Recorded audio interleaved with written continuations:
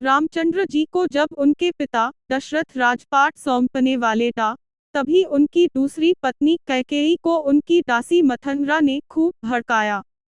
मंथरा ने कहा कि राजा, तू आपके बेटे भरत को बनना चाहिए।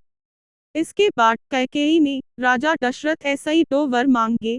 पहला, भरत को गद्दी मिलनी चाहिए और दूसरा, राम को 14 वर्ष तक वन में रहना होगा।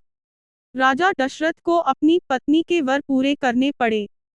जब रामचंद्र जी वनवास के लिए अयोध्या ऐसे ही निकले, तब लक्ष्मण जी ने भी उनके साथ जाने की इच्छा जाहिर की। लक्ष्मण के वन जाने की बात सुनकर उनकी पत्नी उर्मिला भी साथ जाने की जिद करने लगती है। तब लक्ष्मण अपनी पत्नी उर्मिला को समझाते हैं कि वह अपने बड़े भाई और मां समान भाभी सीता की सेवा करने के लिए जा रहे हैं। अगर तुम वनवास में साथ चलोगी, तो मैं ठीक तरह ऐसे ही सेवा नहीं कर पाऊंगा। लक्ष्मण के सेवा भाव को देखकर उर्मिला साथ जाने की जिद छोड़ देती है और महल में ही रुक जाती है। वन में पहुंचकर लक्ष्मण भगवान राम और सीता के लिए एक कुटिया बनाते हैं। जब राम और सीता कुटिया में विश्राम करते था, तब लक्ष्मण बाहर पहरेदारी करते था। वनवास के पहले दिन जब लक्ष्मण पहरेदारी कर रहे था, तब उनके सामने निद्रा देवी प्रकट हुई। लक्ष्मण ने निद्रा देवी ऐसा ही वरदान मांगा कि वह 14 साल तक निद्रा मुक्त रहना चाहते हैं। निद्रा देवी ने कहा कि तुम्हारे हिस्से की नीड़ किसी और को लेनी होगी।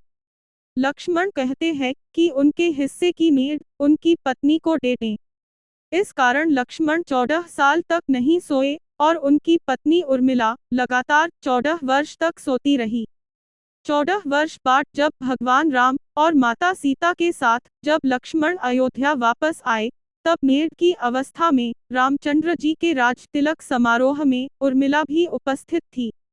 यह देख लक्ष्मण को हंसी आती है। जब लक्ष्मण ऐसे ही हंसी की वजह पूछी गई, तो उन्होंने निद्रा देवी के वरदान के बारे में सब कुछ बताया।